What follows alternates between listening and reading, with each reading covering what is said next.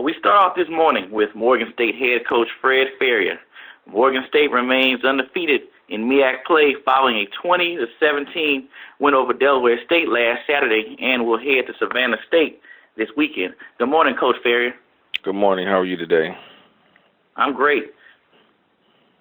One thing I need to ask you from last weekend, Coach, similar to the week before, you had a deficit, you fought back for the lead, and you held on for another thrilling end.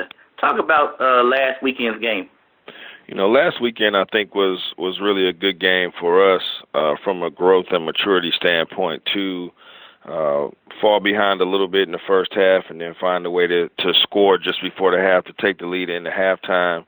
You know, we talked about just finding a way to become more consistent in the second half, and when we came out in the second half, I thought our defense played really well. For really about 25 minutes of the second half, they played really well, did a great job against Delaware State's offense in the second half until the very last drive where they chewed up about 5 or 6 minutes and went down the field and scored. But in the second half, they really regrouped and did a great job. We found a way to move the ball a couple times and get down in field goal range and kick a couple field goals after having one blocked early, so we got some protection issues corrected and guys stepping the right way, and you know, took a 20-10 lead, and it turned into a 2-score game to where when they did move down towards the end of the game and score, we still had a lead and were able to successfully recover an onside kick and then be able to take a knee to finish the game. But I thought our kids played 60 minutes. There was no let up. You know, it was a very wet game. It was on and off raining, and our kids did a good job of protecting the football. We had one fumble, which was really just a ball security issue. It wasn't because we were worried about the rain or because it was wet, and we still were able to throw the ball. We threw the ball 31 times and completed some passes, dropped a couple, but for the most part stayed locked in and focused and were able to, you know, execute our offense, run the ball, throw the ball at times in the rain, and be able to come out on top. So I thought it was a very important game for us of just being able to go out and play and do what we needed to do. Well, this weekend you head to Savannah State, and a chance to open 3-0 for the second consecutive year is within sight. What has to be done in order to achieve that goal? You know, the biggest thing is just figuring out how to execute what we do, become consistent at it, and then trying to find a way to dominate our one-on-one matchups. The last 2 weeks I've been talking to our kids about executing our assignments and knowing what our assignments are and executing what we have to on every single play. And that's, you know, you talk about an offensive football game, you may have anywhere from 70 to 85 plays depending on the tempo that you're playing with. And, you know, if you can successfully execute the majority of those plays, you've got a chance to be successful. And what tends to happen is that there's critical mistakes 5 or 6 times, and those 5 or 6 times are the difference in winning and losing football games. So we want to execute. And then we've got to get to a point where we consistently execute what we need to do, and then we've got to find a way to dominate the one-on-one matchups. And Savannah is a very much improved team. They've got good personnel, offensively and defensively. They've got guys out there who can make plays. They play 2 quarterbacks. Both of them are big guys, 6'3", 6'4". One is a really good runner. One is a really good passer. You know, they got a big receiver and Jeremiah Harris, who's 6'5", 200 pounds, and they find a way to get him the ball. And, you know, they've got an athlete, Arshawn Spalding, who played quarterback for him last year, and they're moving him around at receiver and putting him in a lot of different places and finding a way to be creative and get him the ball in a number of different spots. So we've got to know where he is. You know, we've got to know where Jeremiah Harris is, and we've got to play gap sound football. We've got to make sure our coverage responsibilities are taken care of. When we flip to the offensive side of the ball, their defense is flying around, and those guys are playing hard. Their Mike linebacker, Malik Simmons, is leading the team in tackles, and he's all over the field. William Campbell, one of the defensive ends, is very solid and does a good job and is all over the place and makes a lot of plays for him. Marquise Smith does a good job. So we've got to find a way to make sure we're not making mistakes. We've got to play, again, consistent. We got to execute. We got to play consistent, and then we got to find a way to dominate in the second half and throughout the course of the entire game. But they're very well coached. They don't make a lot of mistakes.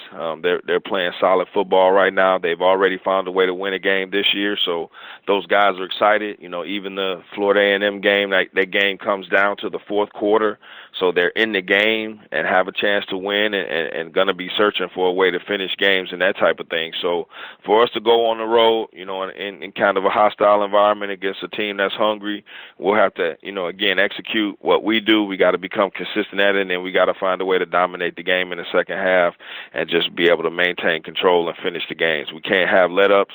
We can't give up points late. We can't make mistakes. We can't get field goals blocked.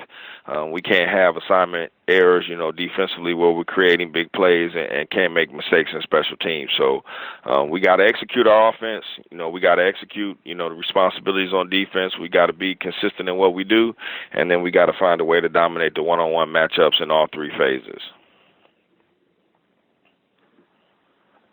Well, thank you, Coach. That concludes my questions for this morning. We'll now open up the call for questions from the media. Ladies and gentlemen, if you would like to register for a question at this time, please press the 1 followed by the 4 on your telephones. You will hear a 3-tone prompt to acknowledge your requests. If your question has been answered and would like to withdraw your registration, please press the 1 followed by the 3. If you're using a speakerphone, please lift your handset before entering your request.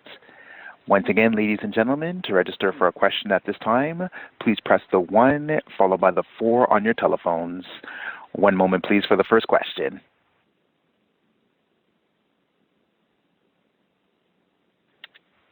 And there appears to be no questions on the phone lines at this time.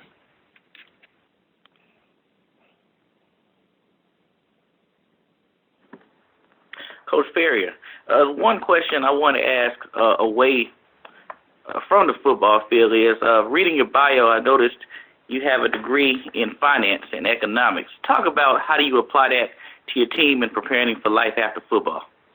I think a big thing in being a head coach, a lot of times people look at athletics and they just say, well, people are just coaching the game or coaching the sport. And the way that I view it is I view myself as the CEO of a $5 to $10 million company. You got middle-level managers who are your coaching staff. You got people in supervisory roles as coordinators. You've got employees who are your scholarship athletes, and you've got some other people who are walk-ons and trying to apply for jobs and get jobs and earn scholarships. So managing a budget, creating a budget, staying on top of your expenditures and what you do, and being able to manage people and understanding what's working and not working.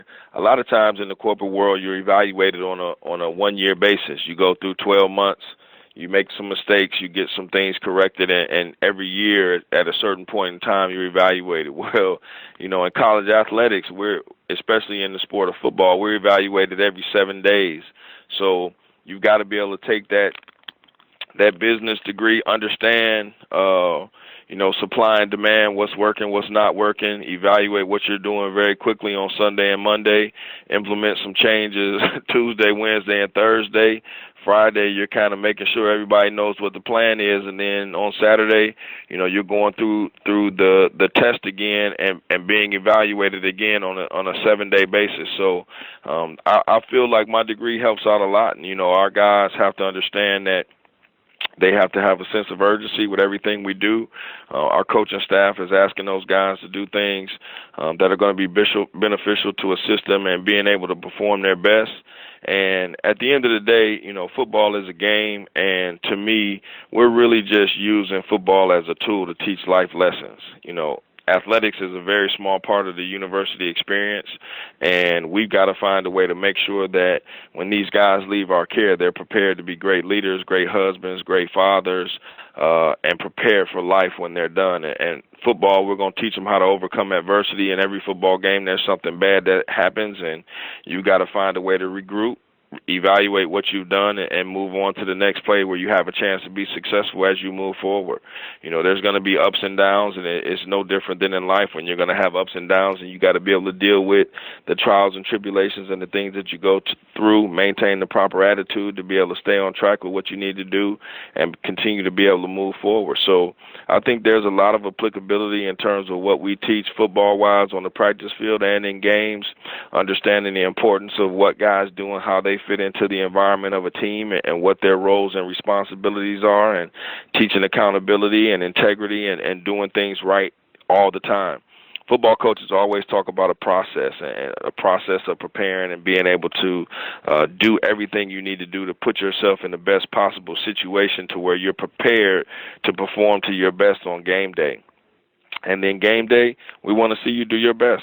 Some days that may result in a win on the scoreboard. Some days that may not result in a win on the scoreboard because the other team just may be better than you that day. But, as long as we're putting our best foot forward, we're having a chance to perform our best every single opportunity, we're going to continue to get better. And I think, that business degree that I got and the things that I learned in corporate America, I think they benefit me every day, just in terms of evaluating our coaches, our players, our program, understanding where we are from a budget standpoint, and really just keeping us on track in terms of evaluating, assessing, understanding what we're doing well, what we're not doing well, making adjustments, and then being able to be in a position where 7 days later we have a chance to be a little bit better. And ultimately, at the end of the day, the goal is to keep getting better, to put our players and our program in a position to perform to the best of our ability at any point in time, to where we can make our alumni, our administration, and everybody who supports Morgan State Athletics proud of the product and the kids that we put on the field. And before we close out, just provide an update on development of your quarterback as he's 2 months into the season now. Chris Andrews, I think, is doing a great job. Again, this is a kid who's been with us about 6, maybe 7 weeks. He learned our offense from day one. This past weekend, he was 16 of 31, a little bit better than 50%. Actually, he's going to get credit for 2 more passes because they were counted as runs, so he's actually going to end up being 18 for 33 with a little bit over 200 yards. And 2 drop passes, so he very easily could have been 20-21 for 33 with over 200 yards passing. And I think just week to week he's picking up more and more.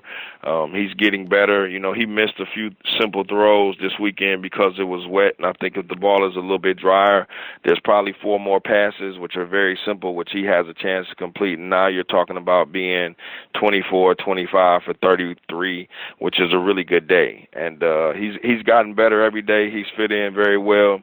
We've got to do a better job of protecting him and making sure he's not getting hit after he throws the ball. But we're excited about his development. He's given us a chance to win some games, and we hope he continues to get better every single week. He's a fantastic young man working on a business degree, an MBA in our business school, and we're excited about his continued contributions and just getting better every week to give us a chance to play our best every Saturday.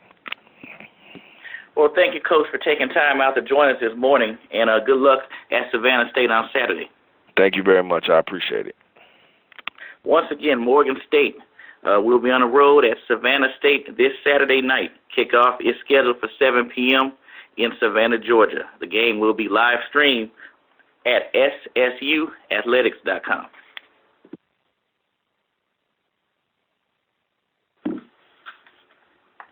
Florida A&M head coach Alex Woods joins us this morning from Tallahassee, Florida.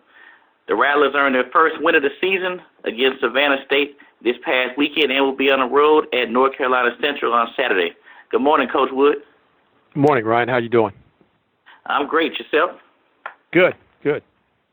Well, Coach, I know you felt the weight of the world lifted off you last week as you had a celebratory feeling after the game, Gatorade baths, and just overall joy from the program. But as we know, that was last week and this is this week.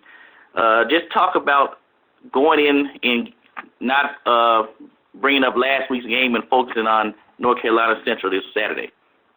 Yeah, well, that's what we're doing. We obviously put that to bed, the Savannah State game after the weekend. Right now we're focused on a really, really good North Carolina Central ball club.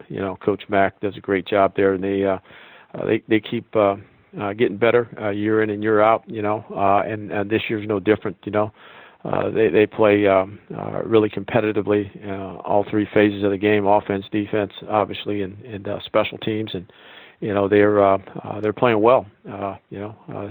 Quarterback's playing well right now. I think that they've got a really solid offensive line, solid front seven. Again, I know that they had a young man drafted last year, a cornerback in the secondary, but they're still really, really talented in their back end in the secondary. But yeah, that's our focus. It's a road game for us. Give us an opportunity to try to get two in a row. We know it's going to be a challenge, but we're looking forward to it, and I know that our players will be up to it. Last week you had a pretty balanced effort in the win over Savannah, but one thing that stood out was a play of your defense as they forced several Savannah punts and then came up with a big interception towards the end of the game. Talk about the play on both sides of the ball. Yeah, again, we were able to finally didn't get the point production that we wanted from an offensive standpoint, but we were able to control the ball a little bit better by getting first downs and being on the field more plays in the defense, which is crucial in our situation. So that was good. We just now have to put it together and score the points. We dropped a touchdown pass, late in the ball game. That was fairly well executed until we got to that part of it. Then on defense, they weren't out quite as many plays, and we're able to make Savannah State punt numerous times, and then the play at the end where the quarterback overthrew the tight end into the end zone, and we were able to intercept and close the game out. So it was important, and we felt we got better. We did some things better, special teams wise as well from a coverage standpoint and assignment standpoint. So we think we're improving in that area of the game as well. Even though our kicker hit the ball twice on our PATs, we know that has to be corrected, and that's a correctable mistake, and we got to address that. But in other phases of the special teams, I thought we got better as a team. And lastly, just talk about the play of I don't want to call them rookies, but technically they are. Your running back Hans and Supre and your quarterback Ryan Stanley. Yeah, they're first-year players. They've been around. Super has been on the team now. He's a sophomore, and Ryan, same thing, redshirt freshman actually. And then so they've been around. They've been here a year, and but not a lot. Ryan didn't play at all last year, and I can't recall. I think Hans actually may have gotten into a game last year, if I'm not mistaken. But they've been around for 2 years. Young players, not a lot of exposure, but they both came in and did a nice job for us in that game. Well, thank you, Coach. That concludes my questions. We'll now open up the call for questions from the media. Ladies and gentlemen, if you would like to register for a question at this time, please press the 1 followed by the 4 on your telephones. You will hear a 3-tone prompt to acknowledge your request. If your question has been answered and would like to withdraw your registration, please press the 1 followed by the 3. If you're using a speakerphone, please lift your handset before entering your request. Once again, ladies and gentlemen, to register for a question, please press the 1 followed by the 4 on your telephones. One moment, please, for the first question.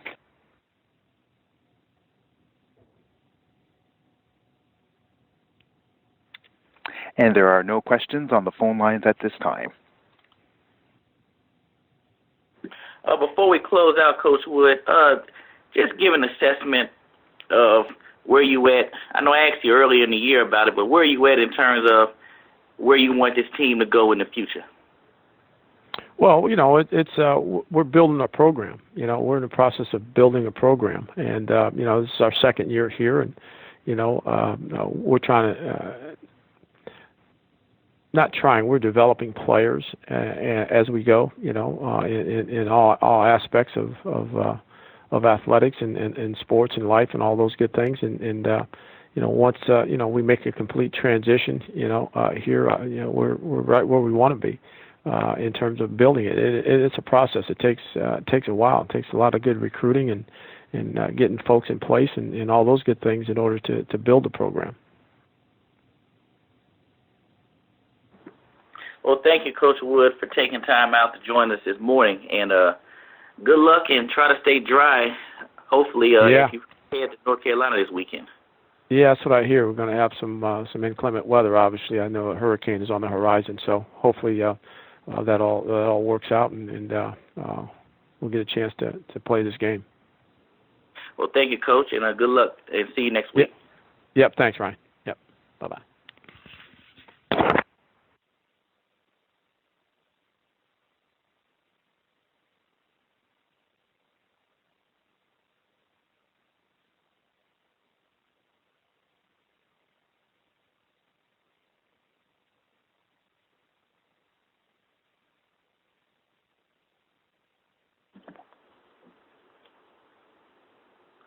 Florida A&M will travel to Durham, North Carolina to play North Carolina Central this Saturday at 4 p.m.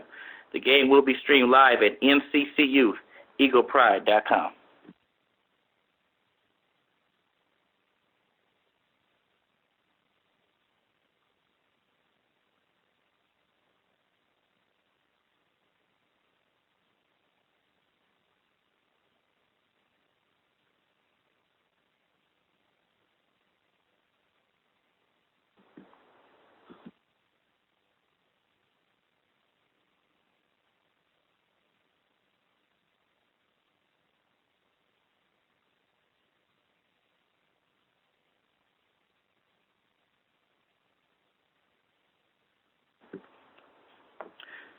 Please give us a few minutes as we're locating Bethune-Cookman head coach Terry Sims.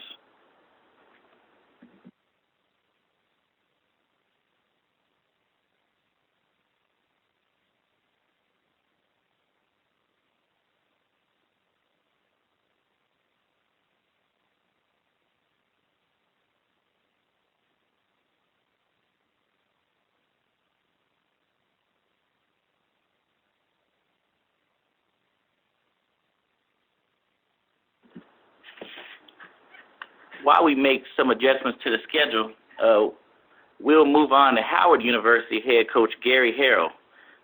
The Bison earned their first win of the season last week against Norfolk State and will have a non-conference home matchup versus Monmouth this weekend. Good morning, Coach Harrell. Hey, good morning. How you doing, Ryan? I'm fine, Coach. I know you had an exciting weekend, similar to what you saw against Morgan State. You went down early, but you fought back to take a big lead, and you held off another late charge by the opponent. Just talk about last week's games and what stood out to you at Norfolk. I mean, you're absolutely right. You know, and we're definitely continuing to work on our issue as far as, you know, getting behind early. You know, against Morgan, we fell behind early in that game, 21 points early in the first quarter. And same thing with Norfolk State. Morgan, we worked our way back. We took the lead, and we came up short at the end.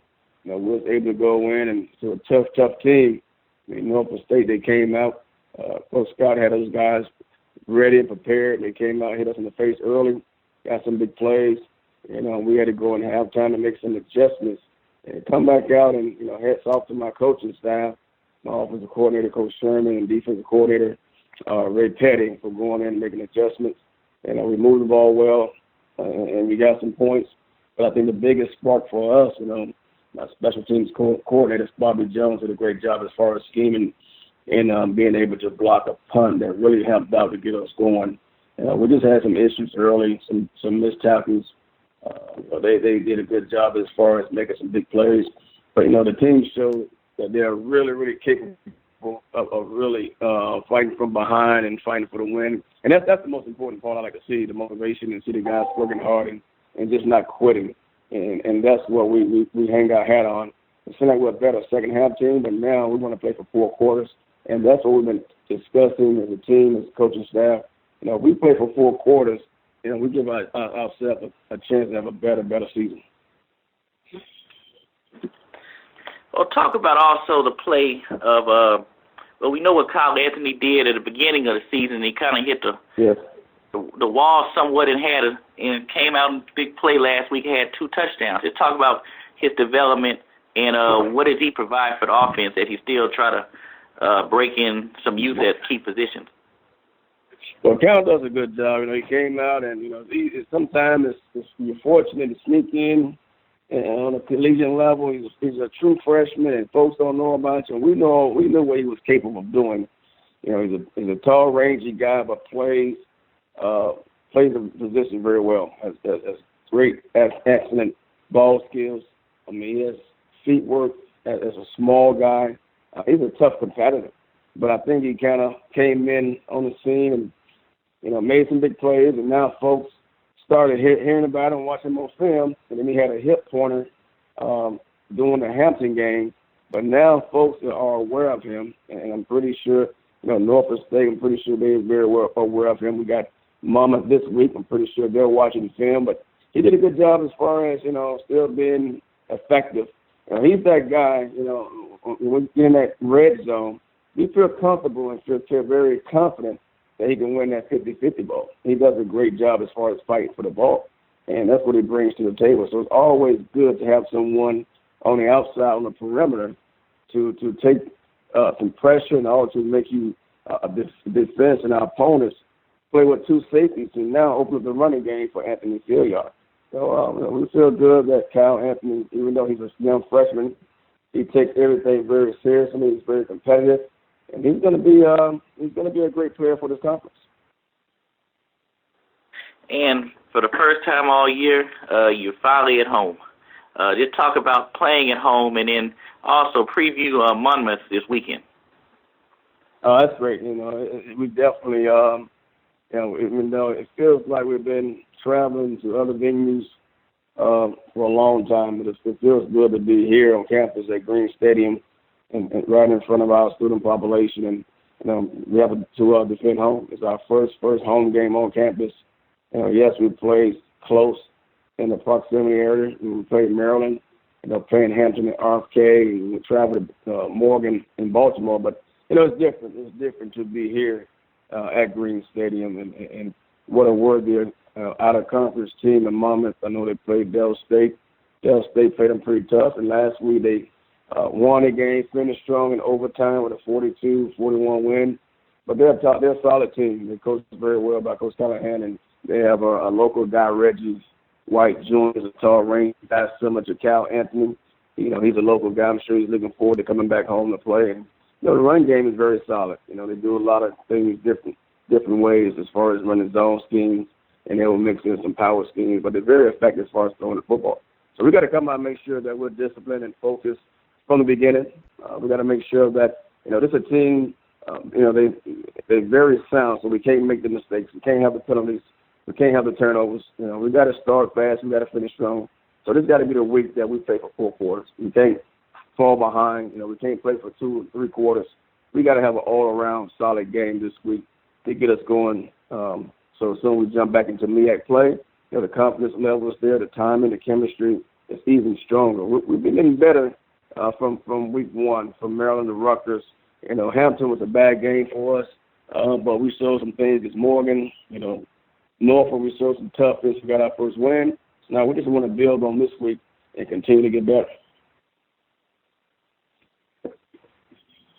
Thank you, Coach. That concludes my questions, and we'll now open up the call for questions from the media. Sure.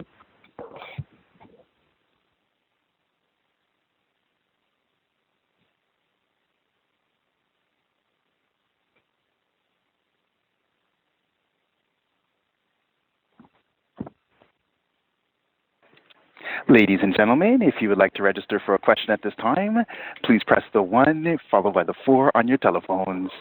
You will hear a 3-tone prompt to acknowledge your request. If your question has been answered and would like to withdraw your registration, please press the 1 followed by the 3. If you're using a speakerphone, please lift your handset before entering your request. Once again, ladies and gentlemen, to register for a question, please press the 1 followed by the 4 on your telephones. One moment, please, for the first question.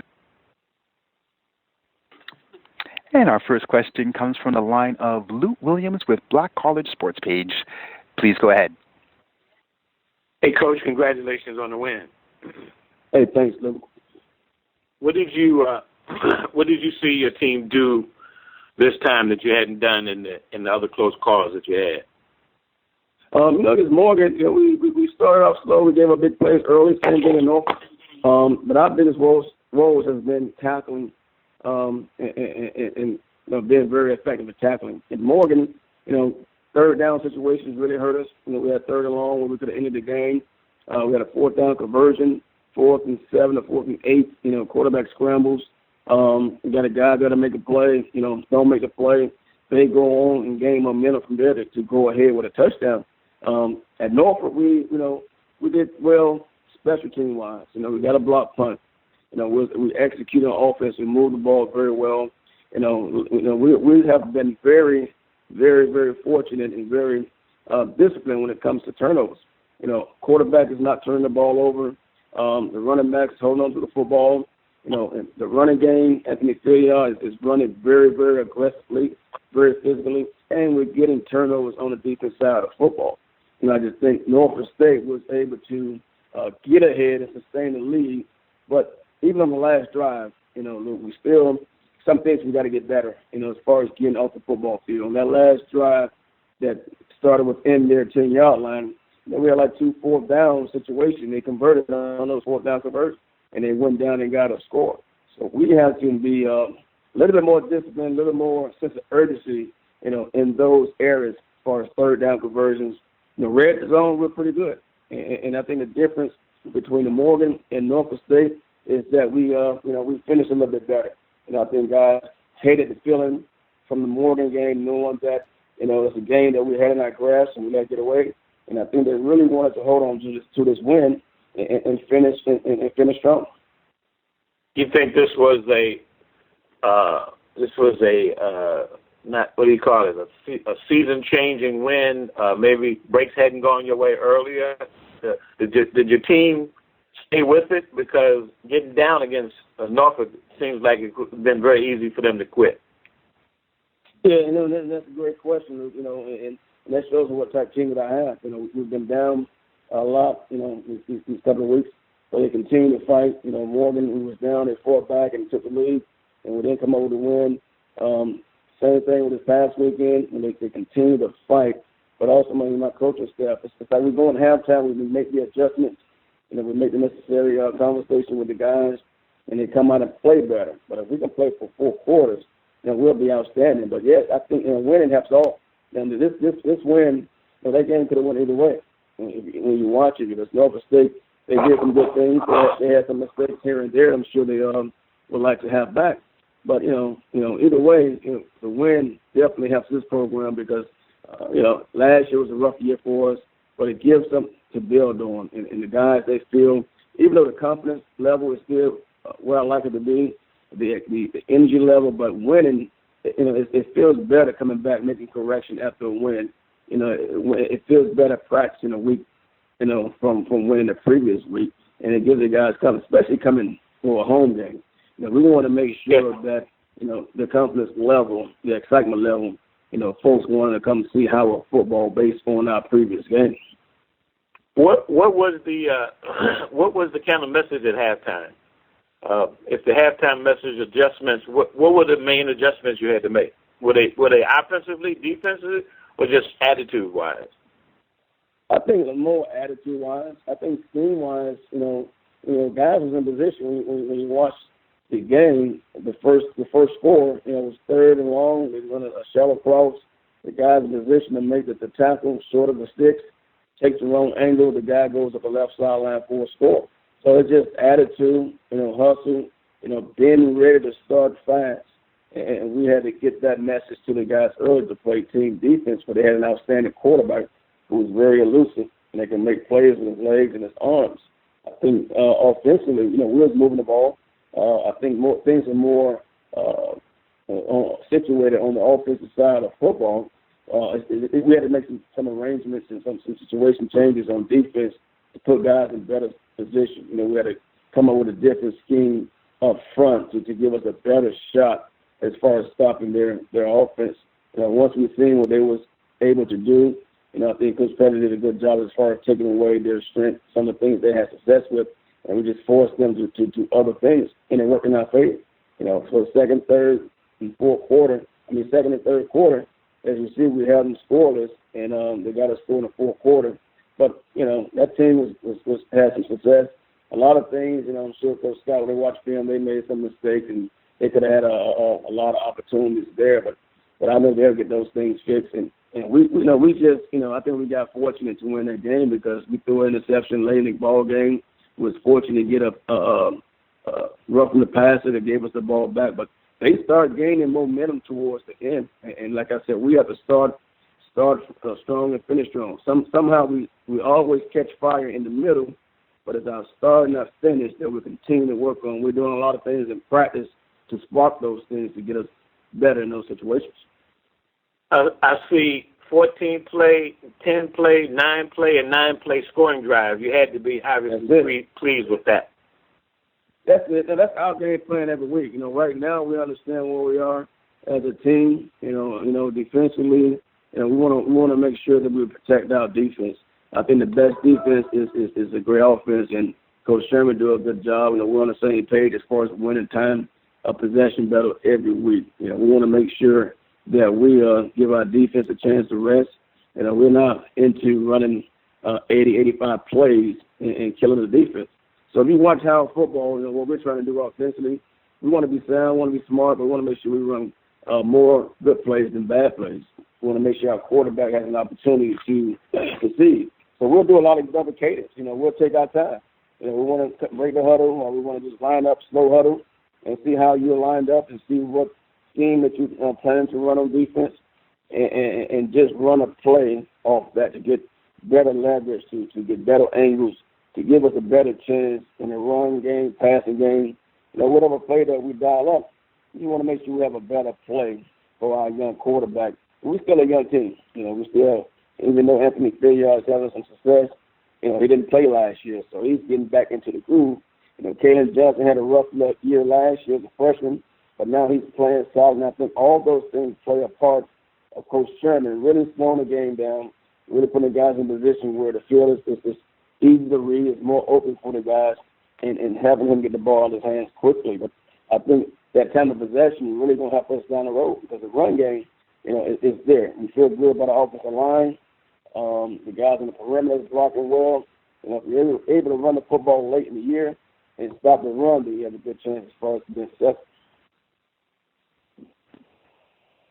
I don't want to keep Ryan on too long, but you had a guy with a first name Greg who could kind of take over the game like Mr. Hankerson is capable of doing. How were you able to kind of corral him during the middle of the game, particularly? This containment. We played him last year, and we did a good job getting him last year. Then he late in the second part of the half of the game, he just took over. Used his legs and made some great throws, and he won the ball game last year. So we want to make sure same thing going into this year late in the ball game. Once we was able to be fortunate to take a lead, just make sure Greg was not going to be the guy that beat us, and we want to make sure our ends, total defense, make sure we contain him and keep him in the pocket. Because once you allow him to be elusive and extend the play, just like Greg McGee, they're very dangerous. Because now they have a two-way go, pass or run. So we just want to take away, try to make that team one-dimensional because they do a good job in the passing game. Coach Scott does a good job as far as, spraying guys out, guys hitting the right landmarks, and they do a good job in the passing game. So we want to make them one-dimensional. And we knew they wanted to be a quick hitter, so we just want to keep everything in front of us at that time, and let them do the run game and run it and just play the clock, use as much time on the clock as possible. At that time, and we just had to take Greg out of the game as far as passing the ball and just keep him contained and, just make it a long second half for him. And there appears to be no questions on the phone lines at this time. Thank you, Coach Harrell, for taking time out to join us this morning, and good luck as you open at home versus Monmouth this weekend. Thank you, Ryan. I really appreciate it. Howard University will open up at home this Saturday versus Monmouth University. Game time is at 1 p.m. We're now joined by Bethune-Cookman head coach Terry Sims. The Wildcats fell to North Carolina Central this past weekend and will travel to South Carolina State this weekend for a ESPN3 live broadcast. Good morning, Coach Sims. Good morning, Ryan. Coach, despite all what's happened this past season, last Saturday your team was still in the contest as it was tied at 7 at the half, but with the difference coming down on a late 4-down stop in the third quarter, which turned a 10-point deficit into a 17-point deficit. Talk about that momentum shift and how do you get past that as you build on this season? Well, the momentum shift happened, I think, a little bit before that, but what originally happened, they came out after the half and they had a great drive and they went on to score, and we had another lightning delay. And, once we finished the lightning delay, it was actually 17-7 when we went in for the lightning delay. And we come back out, they get the ball back, and we just didn't do a great job of stopping them. They put two good drives together, in a matter of about 8 minutes, which really turned the game for them. Those guys did a great job preparing. Their kids played hard. We just came up on the short end. And this weekend, you head to Orangeburg, and the weather, a lot of people just don't know how that's going to come out. But history says the game is going to be close, as the last 3 games were decided by 11 or less points. Talk about South Carolina State and what you need to do in order to have a successful game plan this weekend. Well, I think, we're starting to get where we want to be as far as cutting the penalties down. Our penalty total was way down this week from the past weeks. And I think, playing with a quarterback now, Akivas has had, 2 games under his belt, so I think he'll be better. And, we're on our 4th quarterback right now, which is a little tough, but we're not going to make excuses. We're going to get the next man ready and get him prepared to lead his football team. We know South Carolina State, they're going to come with a hungry, aggressive defense. They always do. We know they're aggressive. We know they're going to attack the football. So we have to make sure our O-line is ready and make sure that we control the line of scrimmage and that our quarterback protects the football, along with all of our other skill guys. Offensively, their quarterback, he's a guy that has a little bit of seasoning right now. He has a year under his belt, and he's playing well for them. He's managing their offense, and he's doing the necessary things that they need him to do to be successful right now. Thank you, Coach. That's all the questions I have. We'll now open up the call for questions from the media. Ladies and gentlemen, if you would like to register for a question at this time, please press the 1 followed by the 4 on your telephones. You will hear a 3-tone prompt to acknowledge your request. If your question has been answered and would like to withdraw your registration, please press the 1 followed by the 3. If you're using a speakerphone, please lift your handset before entering your requests.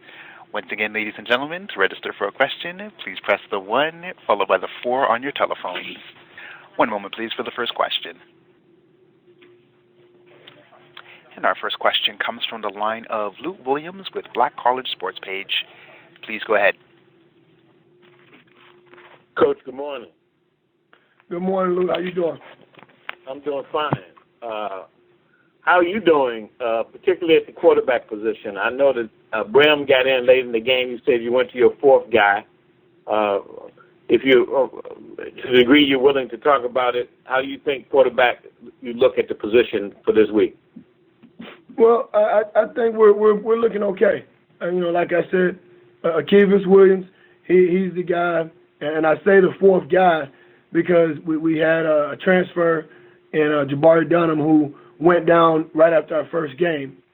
He was actually injured before we played game 2 this season. So he was one guy gone. Larry went down against Tennessee State, and Cruz went down against Savannah State. So right now, Akivas is the guy. He's starting, and I think he's coming into his own. He's gotten better every week, And we were, able to insert Larry a little bit last week and, see how he moved around.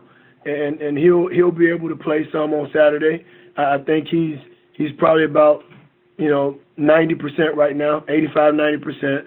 And he'll go and have another evaluation on Thursday before we get out of here on Friday morning. But he should be able to split some time with Akivas on Saturday to give us a little bit more help. So after the first, well, not your first drive, but the first scoring drive, I know you had the weather delays that interrupted everything. I'm not sure. Were you telling Ryan that was kind of a momentum killer for you in terms of what happened with the weather? Well, I just think we took a little bit too long to get restarted when we came back out. So, if you want to call it momentum, I think we started slow coming back out after the break, because as the game went on, our guys started playing a little bit better, but we have to do a better job defensively of getting ourselves off the field on third down. That was a big thorn in our side this Saturday, and that's the thing that we've been focusing on the most these last couple of days.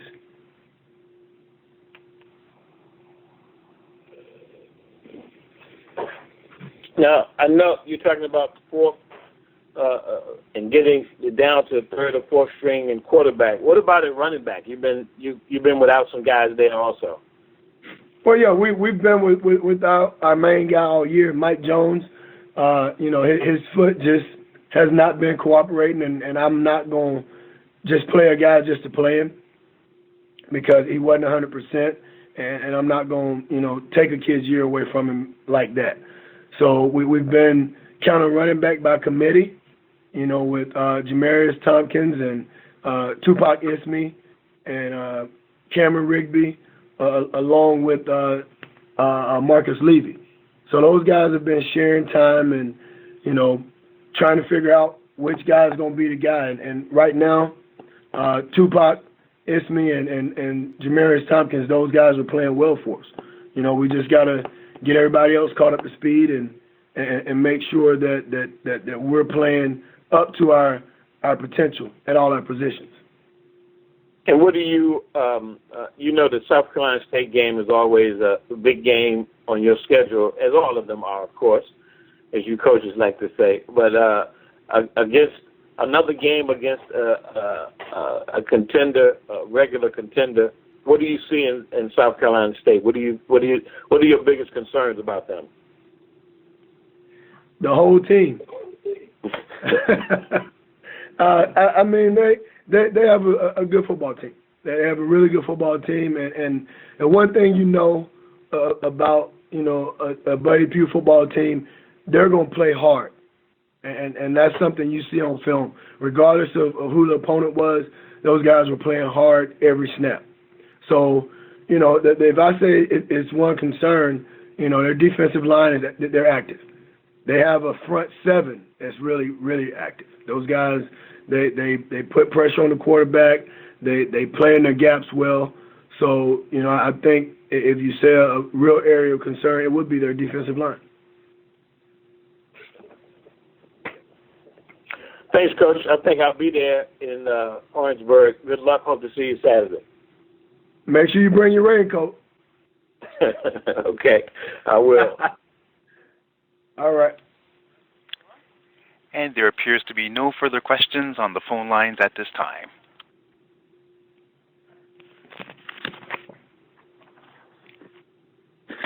Thank you, Coach Sims, for calling this morning, and good luck and stay dry this weekend in Orangeburg. All right. Thank you, Ryan. You're welcome. Bethune-Cookman will head to Orangeburg, South Carolina to face the South Carolina State Bulldogs on Saturday, October 8th at 1:30 p.m. The game will be live streamed on ESPN3 and is also available through the Watch ESPN app on your phone or tablet.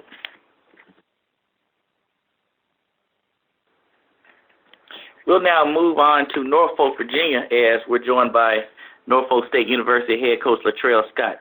The Spartans fell to Howard last weekend, but will have a quick turnaround as they travel to North Carolina A&T State on Thursday in a nationally televised ESPNU contest. Good morning, Coach. Hey, how you doing? I'm fine. Coach, for the last 2 weeks, your contests have had similar endings as pretty much the Spartans found themselves trying to rally to pull out a win. In order to get over the hump and avoid those situations as the season goes on, just talk about what you may have to adjust on the playing field. Well, we're going to have to cut out the penalties. We're going to have to play smart football, and we're going to have to do what it takes to win. I can't keep coming on the call every week saying we played hard. We're just not playing well enough to win. There's some things we need to do better as a coaching staff, some things we need to do better as a team to give ourselves the opportunity to win games. We had crucial penalties, one at the end of the game, a penalty early in the game that gave them the ability to keep a drive going and score a touchdown. Another penalty that negated an interception, which resulted in a touchdown. And when you're making mistakes like that, you're not going to win. I think we also had I know we had a punt blocked, an error by our snapper. But those are all things that, as a head coach, you have to make sure that you fix. And the last thing we're ever going to do at Norfolk State is blame the kids. And this week, you're on national TV, and it's a short week. Talk about the adjustments you had to make in order to put last week's game aside and focus on North Carolina A&T. Well, you put last week's game aside as soon as you can, and we went out and practiced Sunday night, and we practiced last night, and we'll go back out there and do it again today. You can't dwell on the past. All you can do is try to come back out and right your wrongs. And obviously, we're playing one of the better football teams in the country this week, and they've got a lot of weapons. On offense and defense, you're playing, what I think is probably the best tailback in FCS, if not one of the better tailbacks in the country. And Coach Broadway's built the program. It took him a while to build it, and he's built it very well. And when you look on tape, they're seniors all over the place and upperclassmen all over the place, a lot of red-shirted kids, which means that he's built the program the right way. They're the class of the league right now, and everybody's chasing them, and we'll have to play well to go down and be competitive on Thursday. And lastly, just talk about Greg this past weekend. He had a great game at quarterback and pretty much developing into the offensive threat that you'll need going down into the season. Just talk about his play and what you'd like to see more from him as the season goes on. I thought Greg played great. For some reason, somewhere, there are a lot of people that like to question Greg's ability. Anytime a quarterback goes 25 for 35 and throws for 365 yards and, runs for another 50 or 60 yards, I think he did everything that he could possibly do. He threw an interception down in the red zone late in the game, but that's in a 2-minute situation, and I probably had a bad route combination called. But, Greg did everything that he could do to help his football team win, as he has week in and week out. Well, thank you, Coach, for taking time out. And I'll conclude my question this morning, and we'll now open up the call for questions from the media. Ladies and gentlemen, if you would like to register for a question at this time, please press the 1 followed by the 4 on your telephones. You will hear a 3-tone prompt to acknowledge your request. If your question has been answered and would like to withdraw your registration, please press the 1 followed by the 3. If you're using a speakerphone, please lift your handset before entering your request. One moment, please, for the first question. Our first question comes from the line of Donald Ware with Box to Row. Please go ahead. Good morning, Coach Scott. How are you? Good, Donald. I can barely hear you. All right. How about now? Can you hear me now? Yep, I can hear you now. Yep. Okay, great. Is there any, because you had the 21 to 6 lead there, is there a play maybe that you can point to specifically where maybe you lost the momentum in the game and it allowed Howard to go on that run? I think we lost a lot of momentum in the first half. You give up a block punt, something that should happen, and it's not, it wasn't anything that Howard tried to do other than just a normal 8-man rush, and our snapper got out of the way. And then we had the opportunity. We got it back in the red zone with the ability to score, get the ball down on the 10-yard line, and we fumble the ball, and that's an opportunity for another chance to score points. And then we missed a field goal before the half. So you have the opportunity to go up, either 35 or 31 to nothing, or 35 or 31 to 6 at the half. And so we lost momentum right there. And you have to credit Coach Harrell because those kids could have folded, but Howard came back out and started driving the ball in the second half, and I think they scored 28 unanswered points. And, we still had our opportunities late in the game. We're able to drive the ball down, but when you're doing things that don't help you win at the end of the game, you have to look at yourself as a head coach first and have to make sure that our staff's putting the kids in the right place. Conversely, when you go back, I don't want to take you too far back, but when you go back a couple of weeks ago, I mean, your team was down there 27-10 against Central. You come back, your team is resilient there. Can you kind of speak to that and maybe how they have been, I know it didn't happen for you in the game against Howard, but maybe resilient throughout the course of the year? Our team's a very resilient bunch. They're tough. They're hard-headed in a sense when it comes to not letting failure or defeat set in. We battle back, and the offense should have gotten the ball back with the opportunity to drive it one more time at the end of the game. But we've got to learn how to win here at Norfolk State, and like I said, that's my job as the head coach to make sure that we're putting these kids in the best situations. It's not the kids by any stretch. We have enough talent to win these games, and we need to do a better job of helping these guys win. You spoke about Greg Hankerson in this game against Howard. How would you assess his play overall so far this year? Greg's been up and down, but it's not always Greg. It's the first game that we didn't have any drop balls from the wide outs or tight ends or backs. We protected him better. He hung in the pocket and didn't run around. He actually played quarterback this week, and I think that's as well. As a quarterback can play, like I said, you're 25 for 35 for 365 yards. I think you've definitely done your job. Got us into all the right checks in the run game. I think he graded out, in the 90s. And if Greg continues to play that way, and we can fix some other things, we'll have an opportunity to win. We've scored 30 points a game on average the last 2 weeks in the conference. So where we were struggling on offense, we've kind of gotten that fixed. We've just got to put our fingers in some other holes on defense and special teams. You mentioned the play of Tariq Cohen of A&T. What else concerns you about A&T? Their defensive line, their offensive line. Everything about A&T concerns you because when you watch them on tape, they're a well-oiled machine.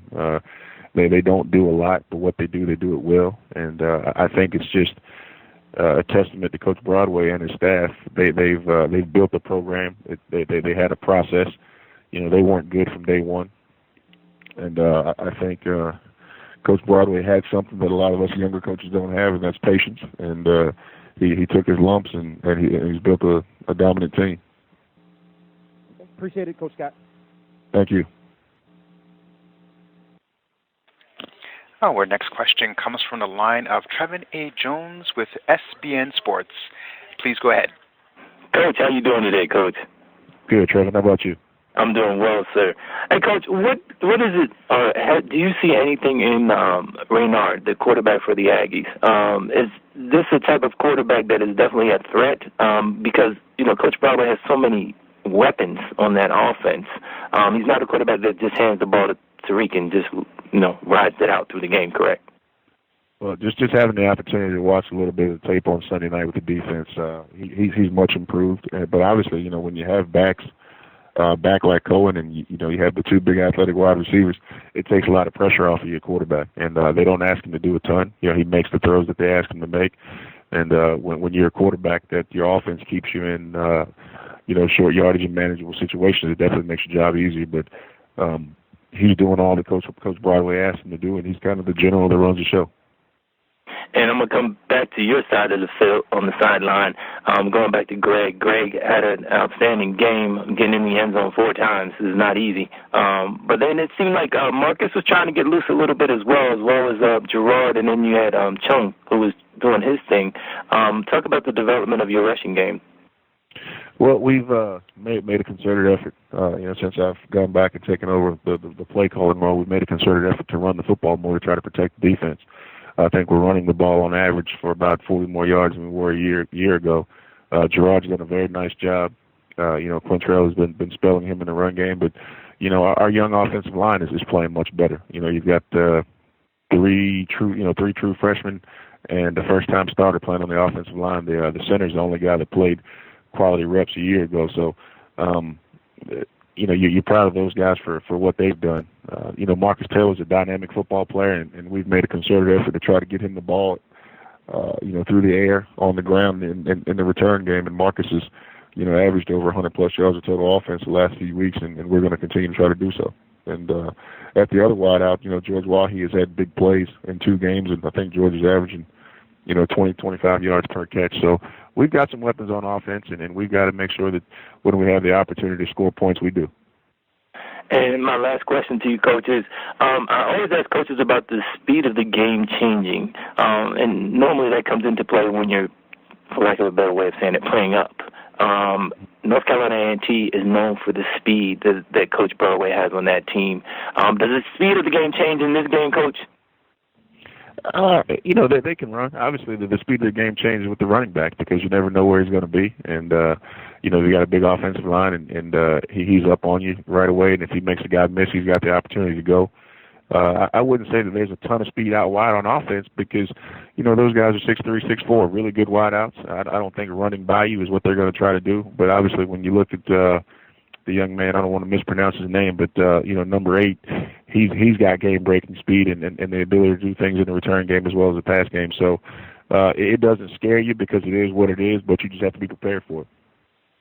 Coach, I thank you for your time and good luck this week. Thank you. Take care.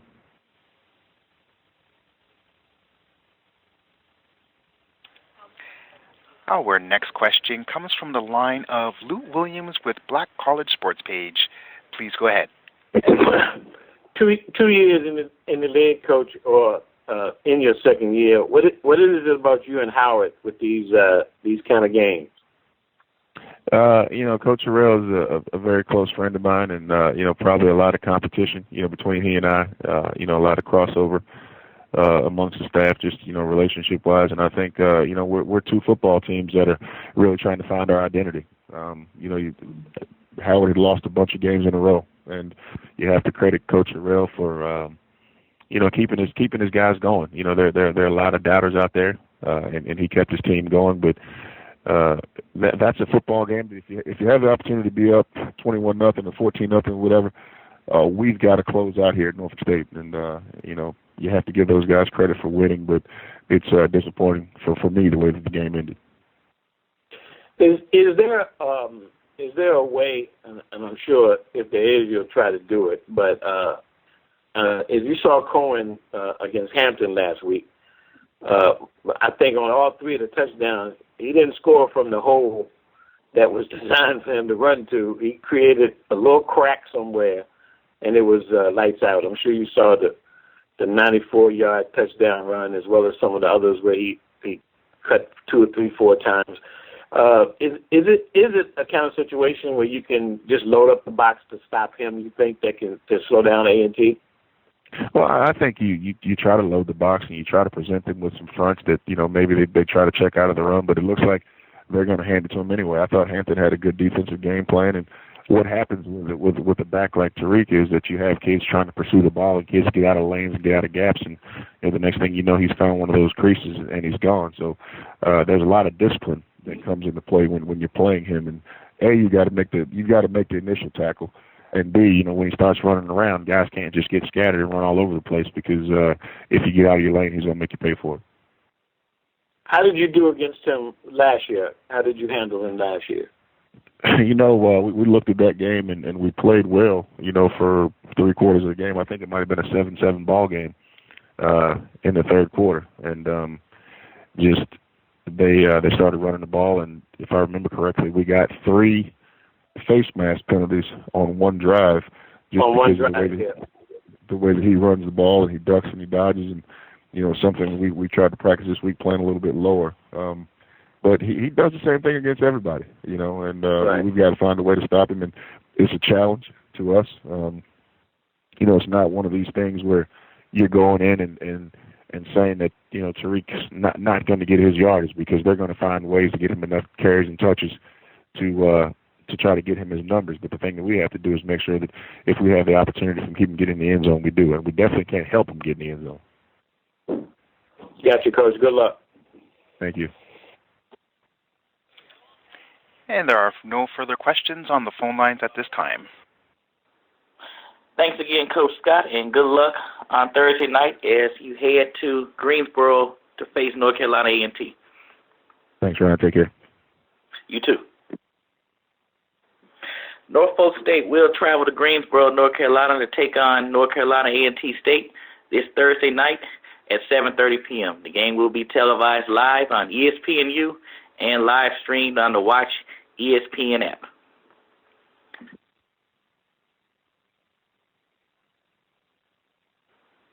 We'll have a slight schedule adjustment, and we'll go up to Dover, Delaware, to talk with Delaware State head coach Kenny Carter. The Hornets dropped a contest against Morgan State in the closing minutes last week, and is back against Hampton this Saturday. Good morning, Coach Carter. Good morning.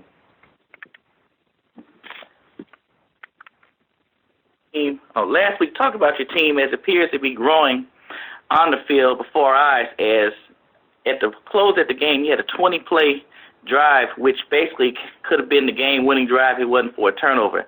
Talk about that drive in particular, and what did it tell you about your team? Well, we didn't have a turnover. We actually scored on that last drive. We had an onside kick to try to get another possession to try to get the win.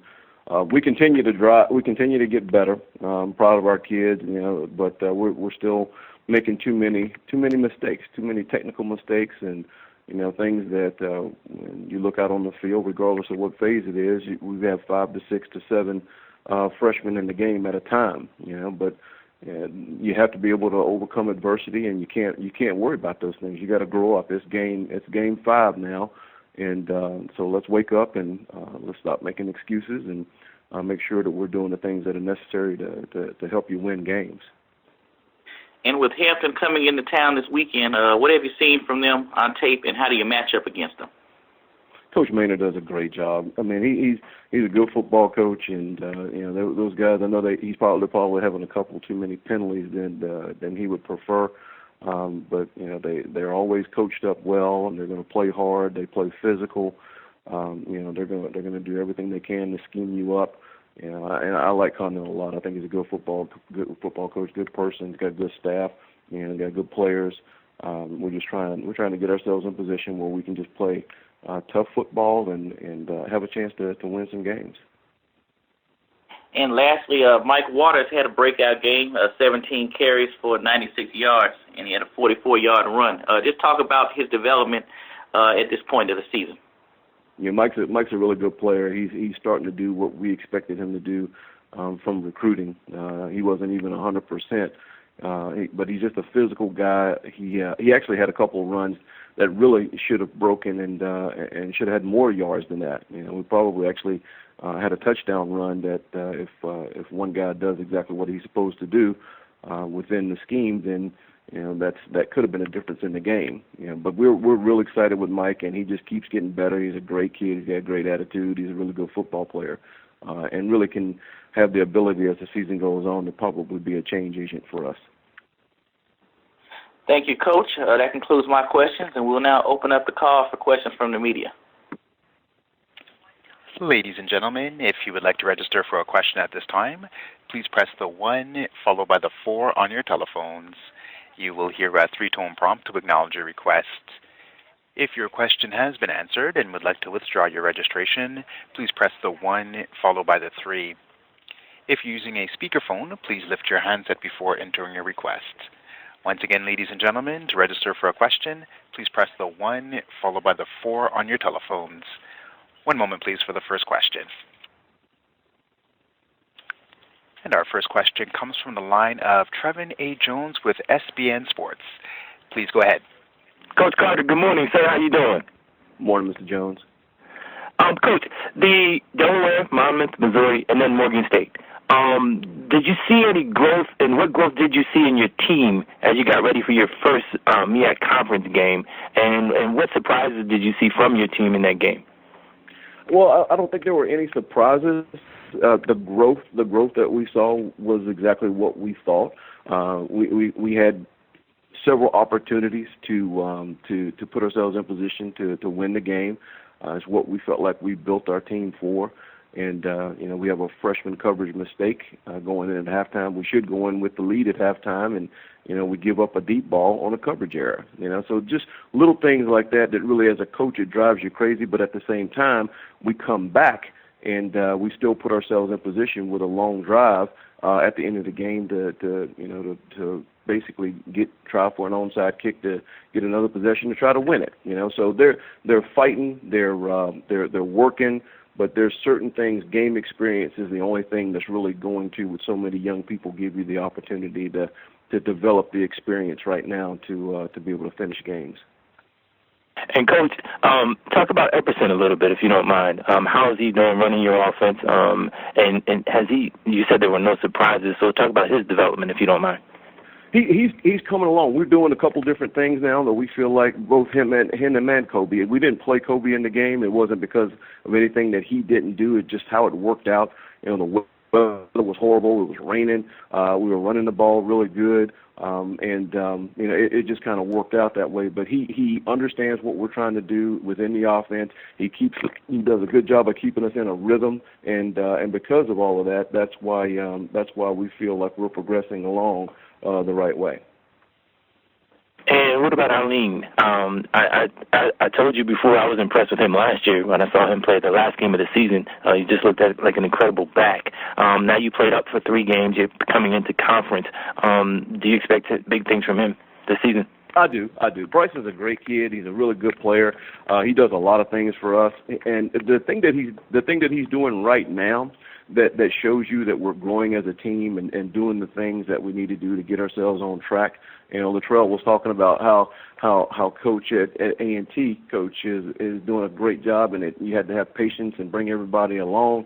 I mean, that's what we're trying to do, because the A&T is the template, and Bryson Aline has taken Mike Waters and made him his project, and that's his guy. Every time you see those guys, whether it's on campus, at practice, in the meeting room, he's with him. He's right on him, and because of that, that's why we have the ability and the chance to get ourselves in a position where we can, compete at a great level in our conference. But Bryson does everything the right way, on and off the field, and that's why he's a really good player for us.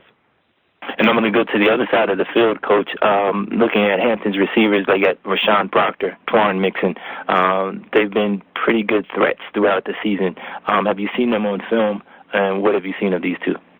Oh, they're really good players, and Coach Maynor and his staff, they do a good job of trying to get them the ball. They target them in very unique ways, and we know that we have our hands full. We're gonna do everything we can to try to make sure that the quarterback doesn't have easy throws, but they're going to get theirs, and we have to make sure that we take care of business and get the ball on the ground and tackle better. But that falls into line with what you want with players with their ability in space. And Coach, will this game against Hampton, will the special teams have a big impact on this one? They have with our team. Special teams is a big factor in everything. Last year, the first play of the game, we kicked off to them. We onside because of something we saw when we recovered it. And we were in the game last year, and then we made some mistakes, and it ended up doing a great job, and they won the game. But special teams is a big deal to us, and we have to utilize that as part of our plan to win in every game. Coach, I always appreciate talking to you. Thanks for your time. Thank you, sir. Our next question comes from the line of Lou Williams with Black College Sports Page. Please go ahead. Actually, Trevin covered all of my questions. I tried to hit the withdraw button, but good luck. Dang, that's not good. No, he asked about Aline, who I was going to ask you about, and I wanted to ask about the progress you thought your team made, but he covered all of that, so he got you covered. Those were the main questions that I had. Well, that in itself is an amazing thing, because you're never at a loss for words. So, good luck, Coach. Good luck Saturday. Thank you, sir. I appreciate it. All right.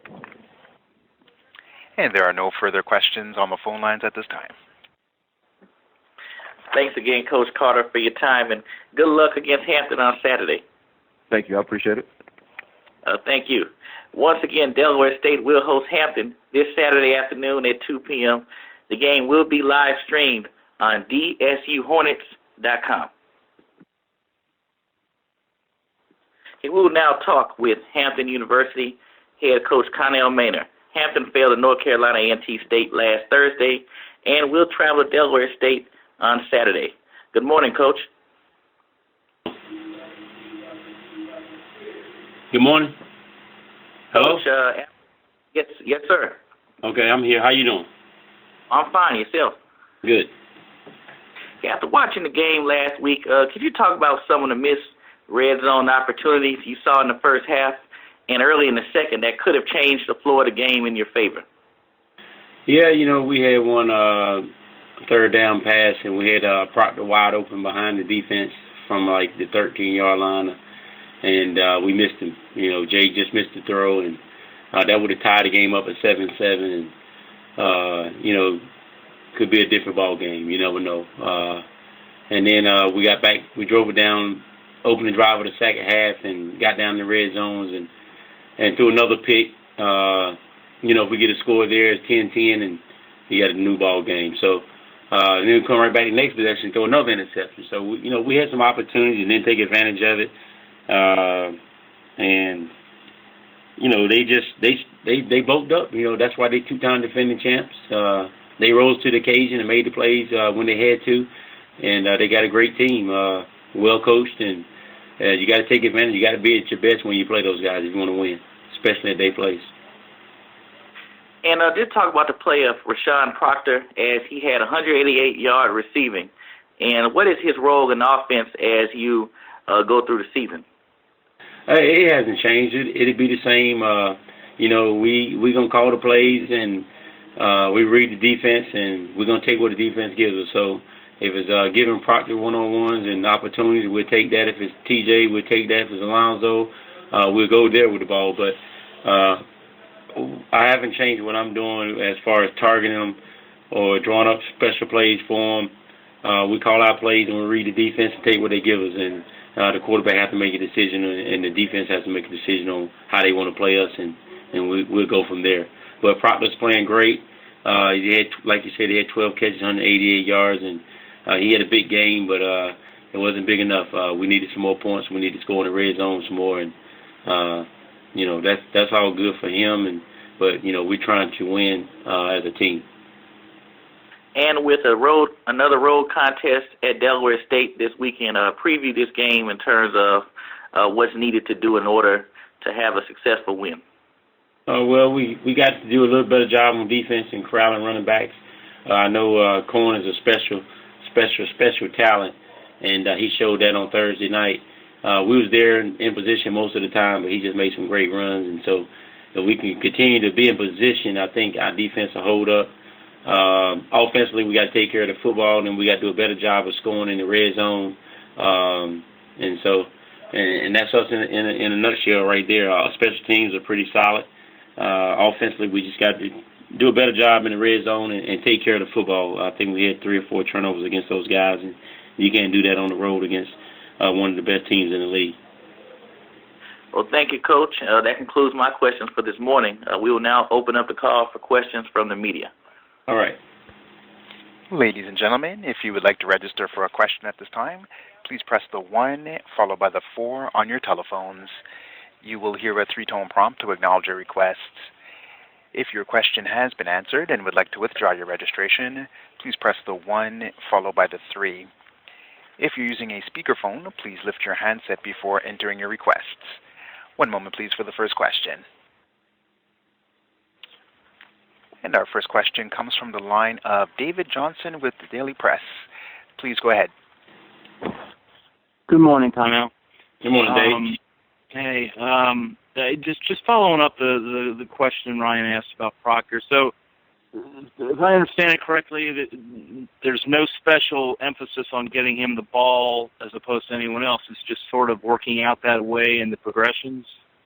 Yes. We just call the play, and the quarterback will read the defense, take what they give us. And if we got an opportunity, depends on what the play is, practically have a go route, and the guy could be pressing him, so the quarterback could take a peek over there and see If he beat him right now, he'd give him the ball. If not, he'd come back to the strong side and make his read of what else is going on. And so it just all depends on what the play is and what defense coverage they're in, who we looking at.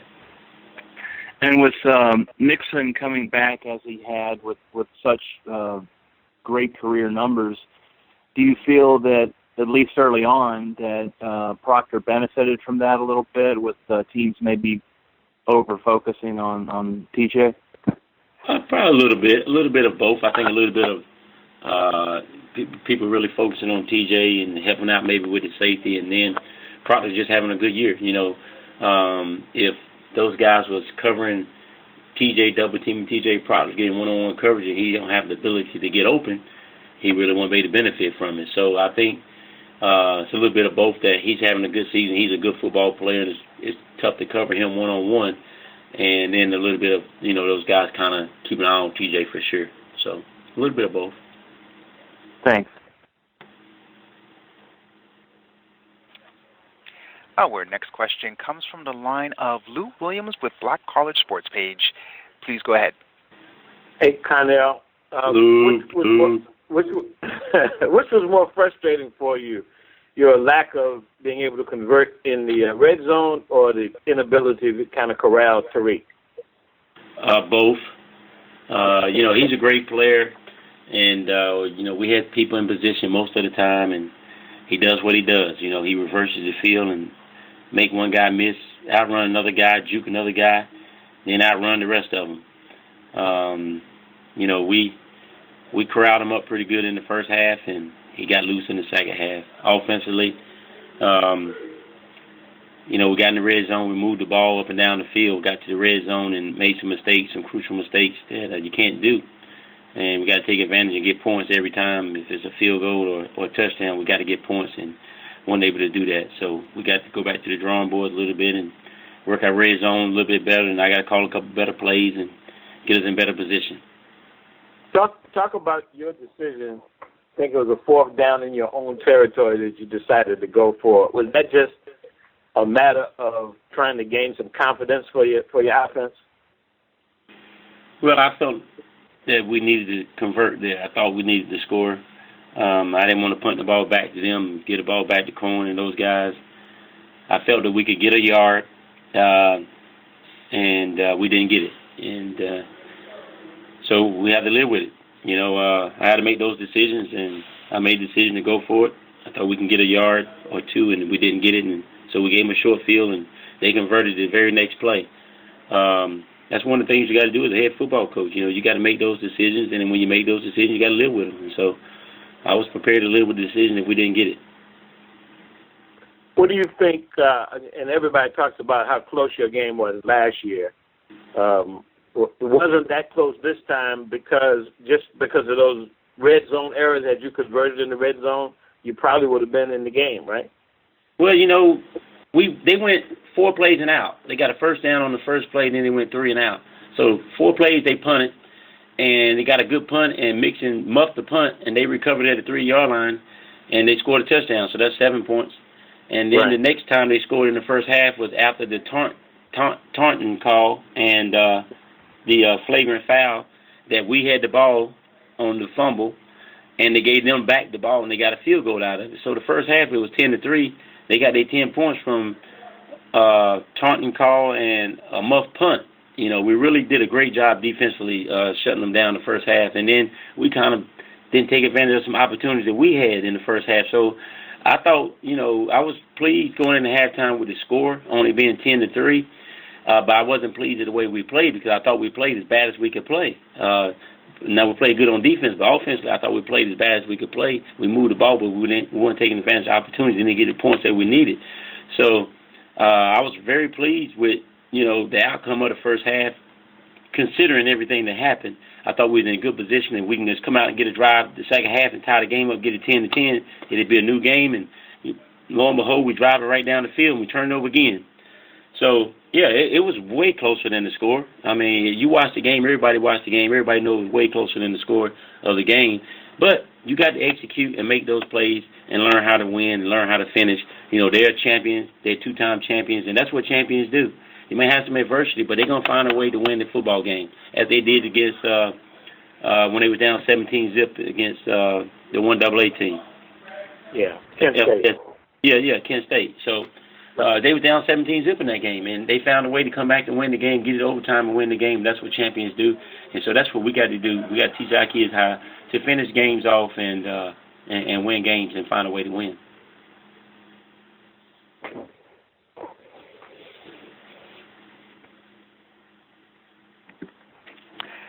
And ladies and gentlemen, as a reminder, to register for a question, please press the 1 followed by the 4 on your telephones.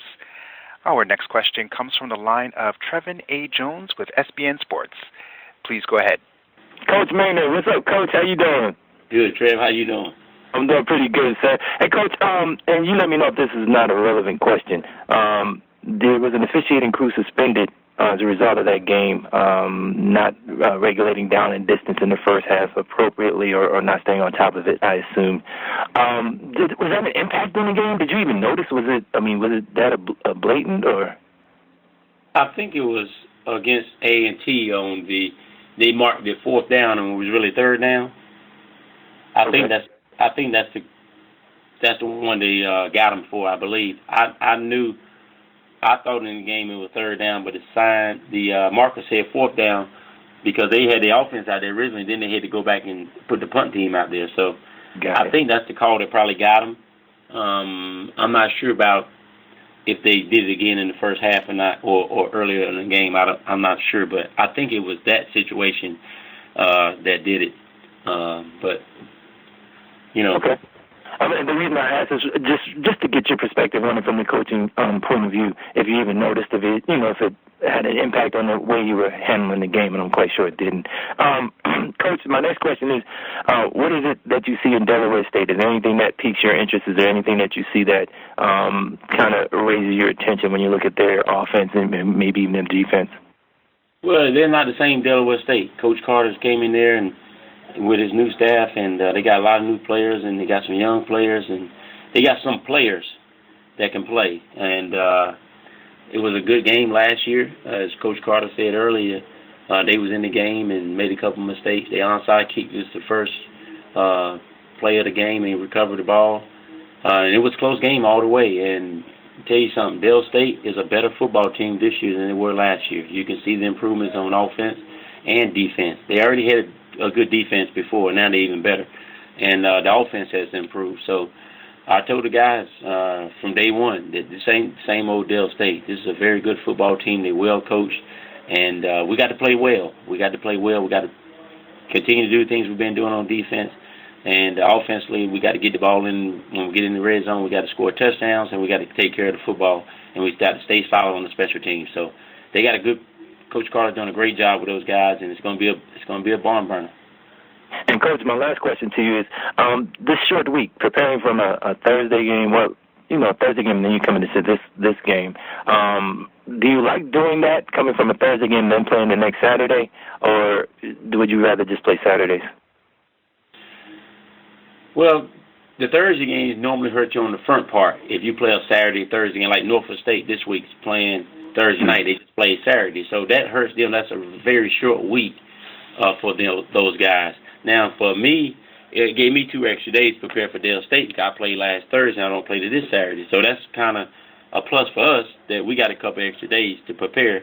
Now, they had a full week from Saturday to Saturday, but I had a couple extra days. It normally hurts you at the beginning on that Thursday. So if you play that Saturday and then play Thursday, it kind of hurts you because it's such a short week. So that's kind of where it is on the Thursday night games. Got you. And my last question, I apologize. Delaware State looking for their first win of the season. A couple of weeks ago, you ran into a Howard team at the Nations Classic that was looking for that first win of the season, came out victorious in that one. Does the game plan change when you know that there's somebody that's that hungry for their first win? No, sir. It's our next football game, and our goal is to win our next football game, no matter if they're undefeated or they're going for their first conference win. We're going for our next conference win. So that doesn't matter to us that they're going for their first win. We know they're going to fight for 60 minutes regardless if it's their first win or if they was 2-0. That's not going to change anything. We got to be prepared to play for 60 minutes against a well-coached football team. As always, thanks, Coach, for your time, and good luck. Thank you. Appreciate it. Our next question is a follow-up question coming from the line of David Johnson with the Daily Press. Please go ahead. Hey, Connell, after the game Thursday night, you expressed a little concern over Cohen's 94-yard touchdown run regarding effort, things like that. Did you see anything in the film that regarding that? No, it wasn't effort. It was we had out of 11 players on the football field, we had 10 people grayed out with a negative assignment. So it wasn't effort, and I was glad it wasn't effort, because if it was effort, I was going to get rid of some people, because we're not going to quit. It's one thing we're not going to do. And so I looked at that play and made sure that it wasn't an effort thing, that the guys gave up or quit. They didn't. They went hard. They just went the wrong way, and they just didn't grade out winning performances on that play. So that was a good thing. Okay, thank you. Yes, sir. We can correct that. And there are no further questions on the phone lines at this time. Thank you again, Coach, for talking with us this morning, and good luck as you prepare to battle Delaware State this weekend. Thank you. Have a good day. Yes, sir. You too. Hampton will travel to Dover, Delaware to take on Delaware State this Saturday afternoon at 2 p.m. The game will be live streamed on dsuhornets.com.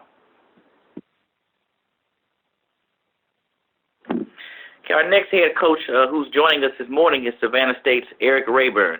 Savannah State lost a hard-fought road contest at Florida A&M last weekend and will return home to play Morgan State this Saturday. Good morning, Coach. Good morning.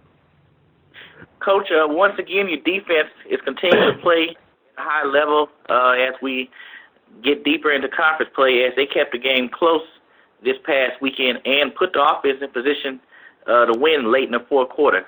Talk about their play last weekend.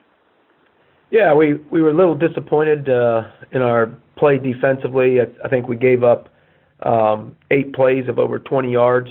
So all in all, you know, we played pretty well. We did play good down in the red zone when our back was against the wall, but you know, we just felt like we gave up too many big plays.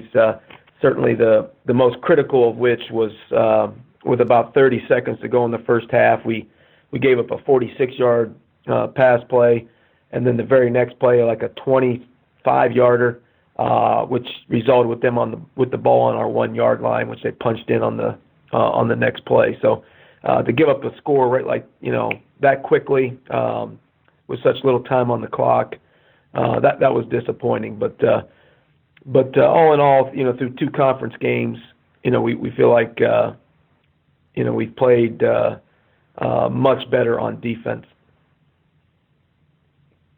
And talk about the psyche of your team, as you had an emotional win against Bethune, and then the FAM game came down to a last-minute affair. So just talk about how do you coach them up from this point, and and what's the focus with Morgan State coming in on Saturday?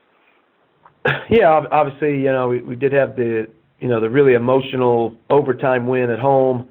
You know, guys are so excited, and then we had maybe almost equally as heartbreaking of a loss this past Saturday. So yeah, our guys, you know, emotionally have kind of been on a roller coaster for sure.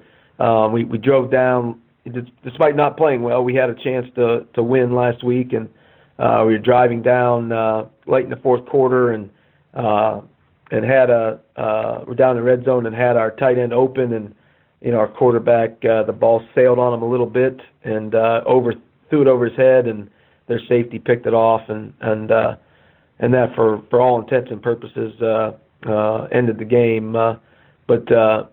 So yeah, we just talked to him about you know, having to be resilient and you know, find a way to shake that disappointment and get refocused and have a great week of practice to play a good Morgan State team. Thank you, Coach. That's all the questions I have. We will now open up the call for questions from the media. Ladies and gentlemen, if you would like to register for a question at this time, please press the 1 followed by the 4 on your telephones. You will hear a 3-tone prompt to acknowledge your requests.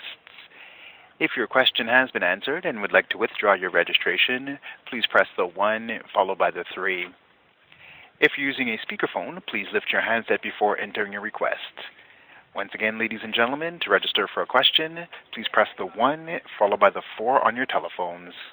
One moment, please, for the first question.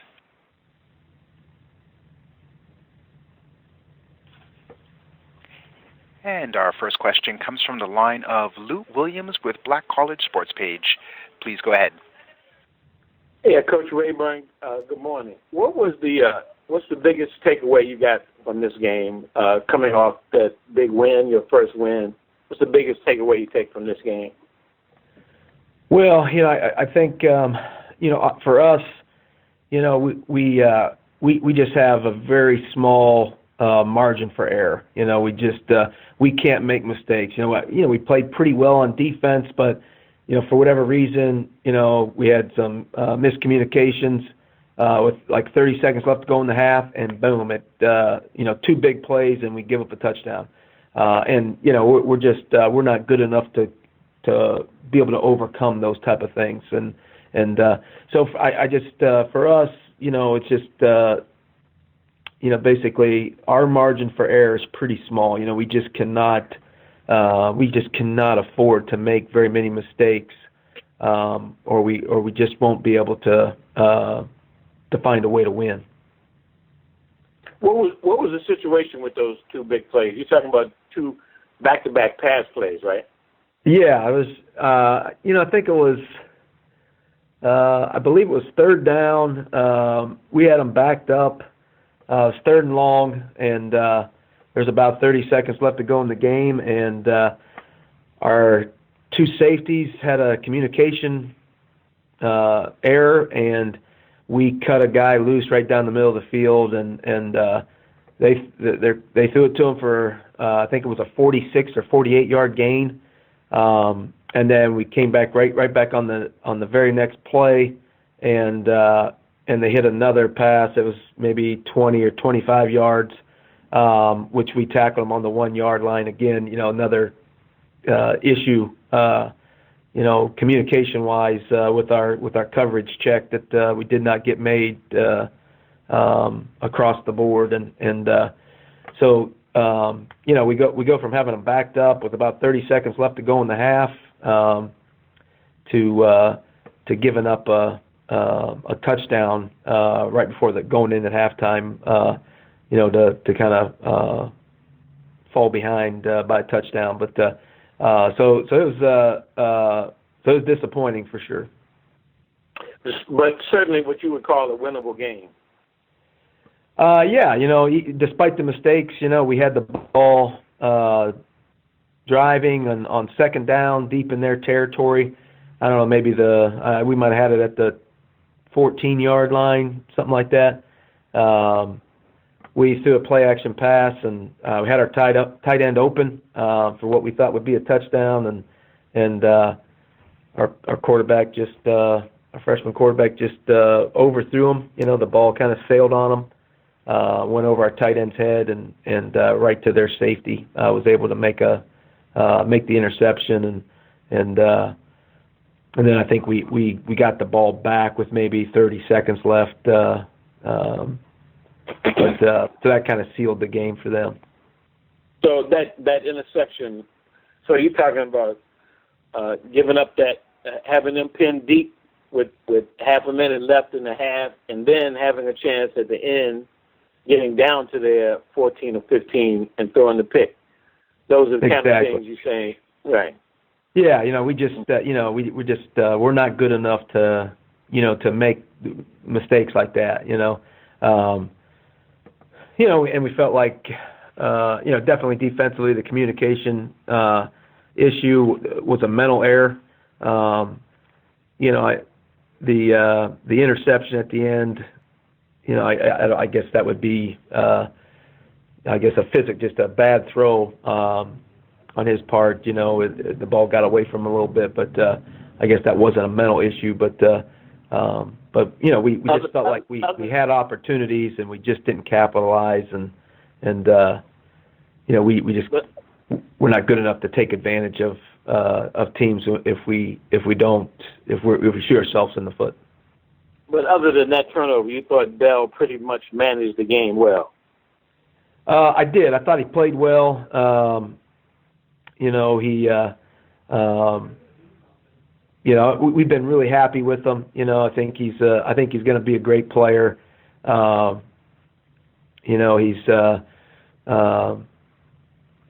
thought he played with a lot of poise, and our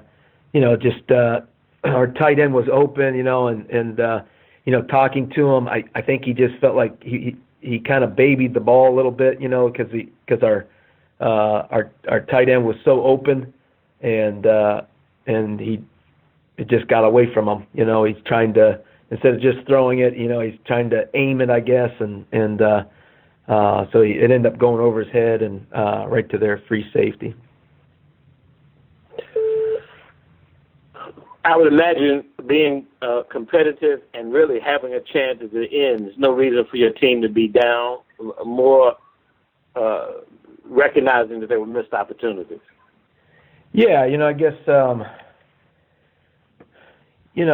guess, some people have said, well, geez, you guys should be excited that, they're in the games. Last year, that just wasn't the case. But I guess I think it's a good sign that our guys are disappointed. Because they feel like they have higher expectations for themselves now. But so our guys were they were hurting after the game because I think they really felt like we didn't play our best. We didn't play like we're capable of playing, and we still had a chance in the game, and so I think that made it sting a little bit more.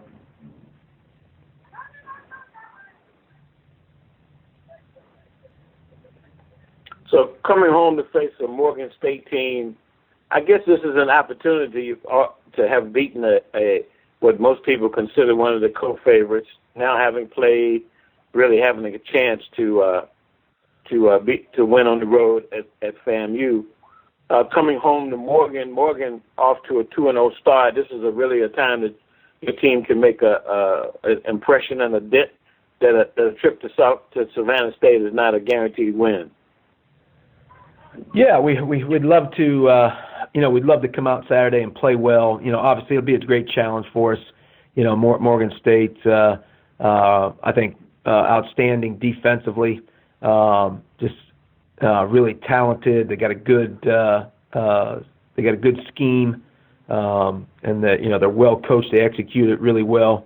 And then offensively, they do a great job of being physical, running the football, and then hitting you with big plays in the passing game. And they don't turn the ball over.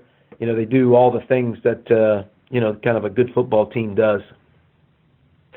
How much, Coach, you're new to us in this conference, they cover this conference on a regular basis, so how much are you telling your team, Savannah State's never won two conference games in a single year. I'm sure you're aware of that. How much of those kind of motivations do you try to get over to the players, that they really have a chance to, quote unquote, build the program and start it on a positive direction? Yeah, that's what we kind of talk to our guys about. Say, hey,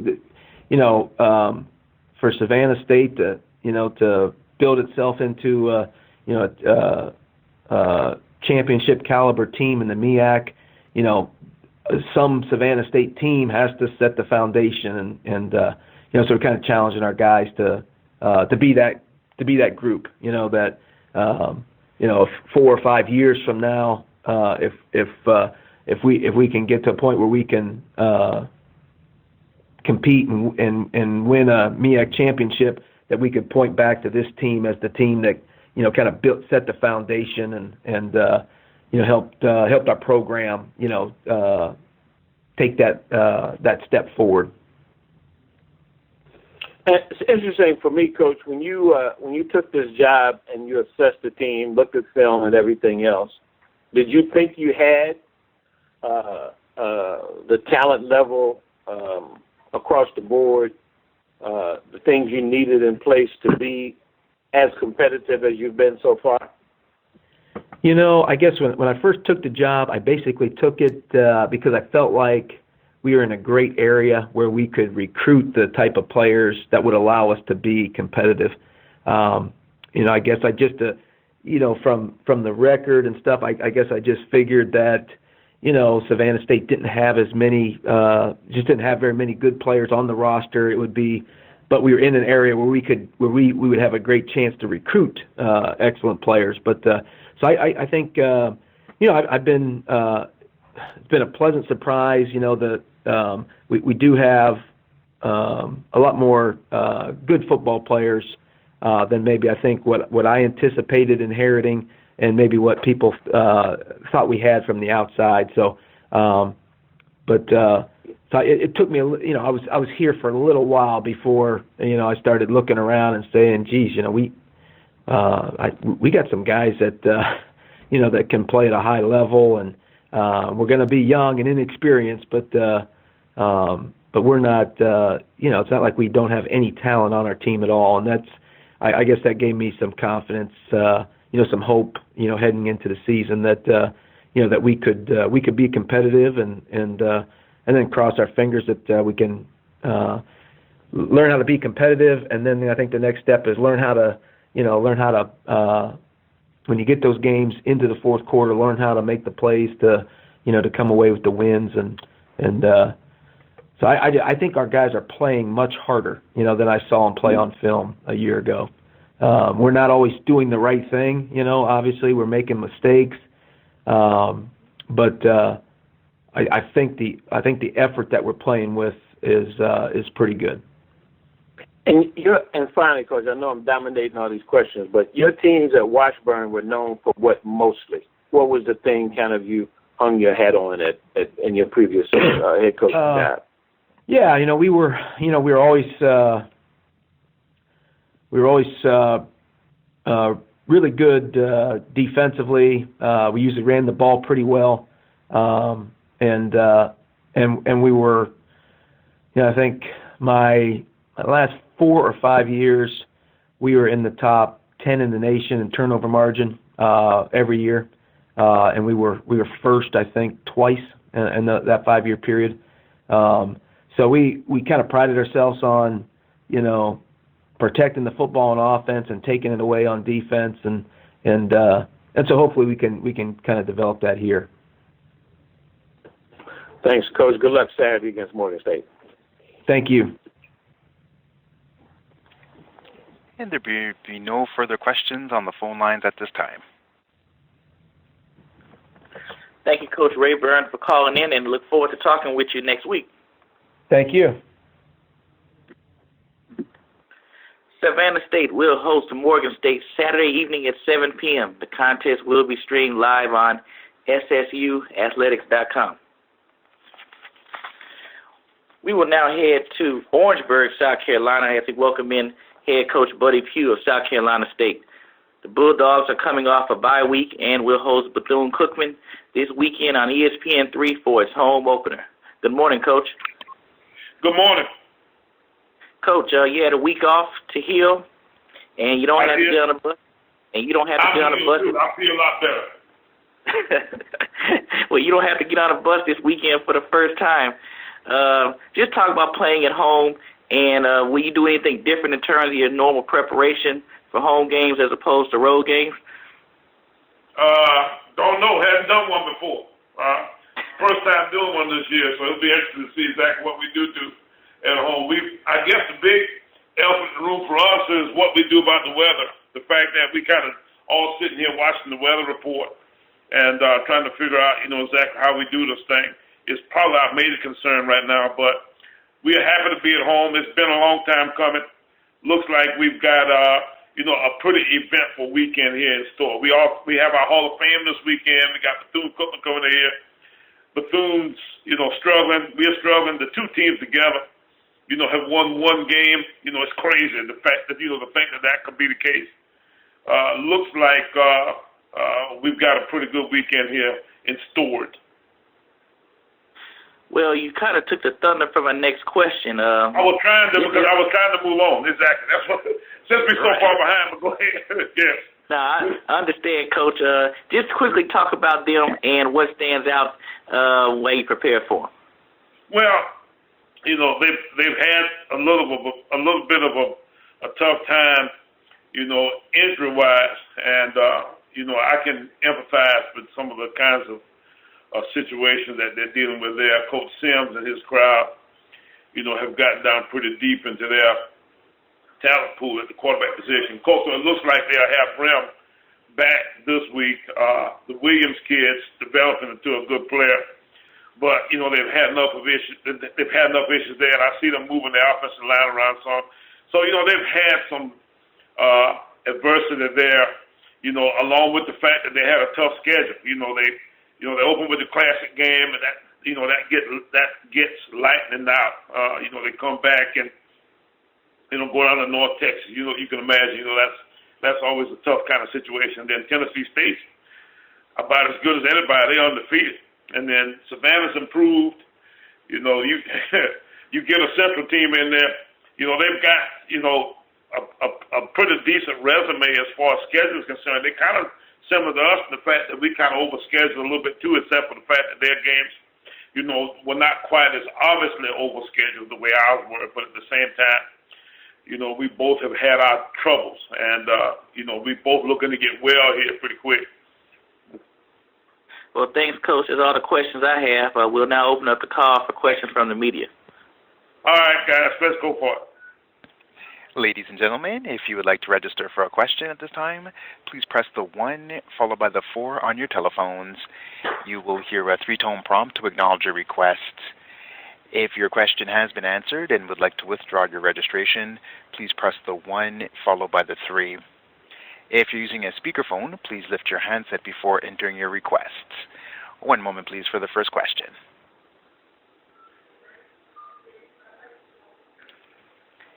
There appears to be no questions on the phone lines at this time. Well, thanks, Coach. I'll let you get back to your game plan and see you this Saturday. I appreciate it. Y'all have a good day. Oh, you too. South Carolina State returns to conference play this Saturday as they'll battle the Bethune-Cookman. The game will be live on ESPN3 and can be seen also through the Watch ESPN app. We'll now move on to Greensboro, North Carolina, as Rod Broadway of North Carolina A&T State joins us. The Aggies defeated Hampton in their first conference game, which was shown live on ESPNU last weekend. Good morning, Coach. Good morning, Ryan. How you doing? I'm great. Yourself? I'm good, thank you. Coach, straight to the point, by your standards, assess last week's games in terms of what changed in the first half, and how did your team come out in the second? Well, it was a good game. I thought, Hampton did some things, and we weren't quite as sharp as we should have been, and I think that's you got to give Hampton credit for that because they had us on the reps there, and we had 4 pre-snap penalties there in the first half, and 6 total for the course of the game that really threw us off, but. Again, Hampton has scholarships and they have good players, and I think Hampton has a good football team. I mean, they have a good football team. Just a matter of time for them to put everything together and challenge for this thing. But our issue was Hampton more than anything. You have another game on TV this Thursday, and pretty much everyone knows who Tariq Cohen is if they didn't know who he was going into the game. But obviously, who else would have to step up to take the load off him if he doesn't give his usual production? Well, of course, Amos, our next running back, would need to play well. Keys would need to play well. Elijah Bell, and our quarterback, of course, need to do a good job of getting the ball in the right place during the course of the game. So we have quite a few guys that we need for everybody to play well, Ryan. And lastly, just talk about the play of your defensive line. They was all over the place, especially in the second half, to the point to where they almost just took away the running game. But just talk about their play and their aggressiveness.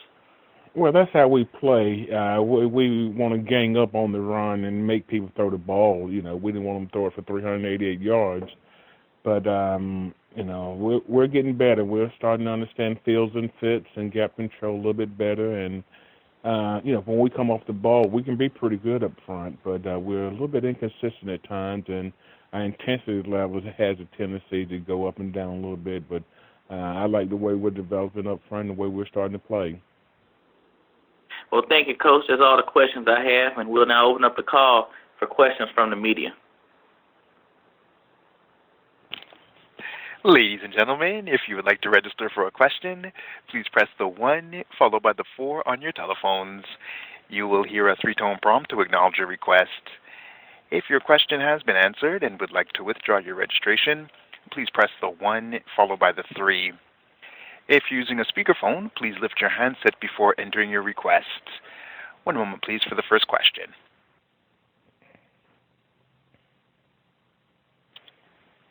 And there are no questions on the phone lines at this time.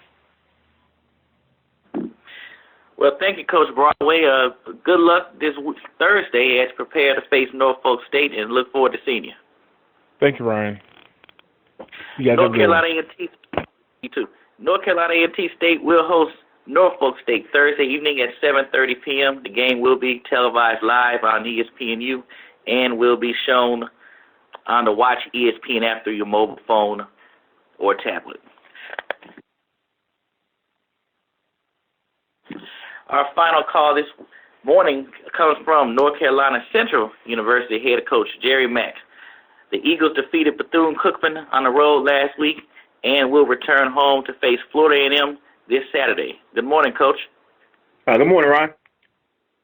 Coach, last Saturday's game was tight to begin the second half, but your offense for the second straight week came out a different team and took control, while the defense also did their part once again. What did you say to the team in the locker room that kind of changed your mindset, similar to what happened in Norfolk 2 weeks ago?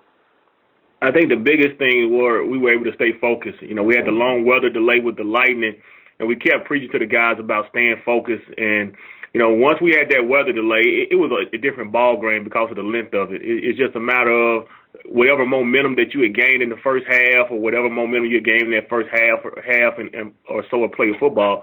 You're going to be faced with a different set of circumstances and a different mood when you get a chance to go out there after that delay. So we just really focused on talking about staying focused and talking about you got to go out there with a great effort and a mindset.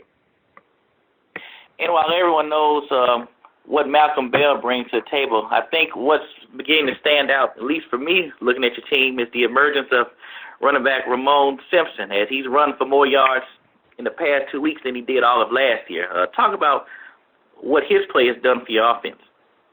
Well, you know, Ramon has a great skill set. He's not only able to run the ball between the tackles, he's able to stretch the field and get to the perimeter. And also, too, the thing that is underrated sometimes with him is his ability to catch the ball at the backfield and still make people miss. And we always knew, you know, once you look back through the course of last season, he always flashed in certain chances that he got to touch the football. We're just very happy that he's able to, you know, take his game to another level. Darrell McClain, who came into the season as a starter, he's been kind of banged up, and he's getting better week to week. But Ramon has done a great job of coming in and taking his role to another level. And talk about the play of your defensive line. You had one player who was named Defensive Player of the Week, had 3 sacks. And just talk about how basically Bethune had to abandon the run because the line was so dominant. Well, we've always said the strength of our defense this year, we feel like, is our defensive line, our front four, and also our linebacker play. They're doing a great job of getting pressure on the quarterback, whether it's through stunts, whether it's through blitzes. They're just doing an excellent job of creating penetration. And if we want to continue to win football games, they're going to have to continue to play at a high level because they're basically our heartbeat right now. Well, thanks, Coach. That's all the questions I have. We'll now open up the call for questions from the media. Ladies and gentlemen, if you would like to register for a question, please press the 1 followed by the 4 on your telephones. You will hear a 3-tone prompt to acknowledge your request. If your question has been answered and would like to withdraw your registration, please press the 1 followed by the 3. If you're using a speakerphone, please lift your handset before entering your requests. One moment, please, for the first question.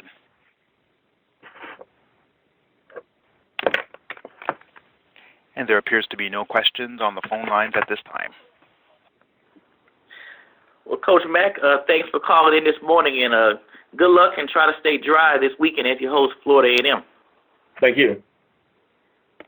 North Carolina Central will host Florida A&M this Saturday afternoon. Kickoff is set for 4 p.m., and the contest will be streamed live on NCCUEaglePride.com.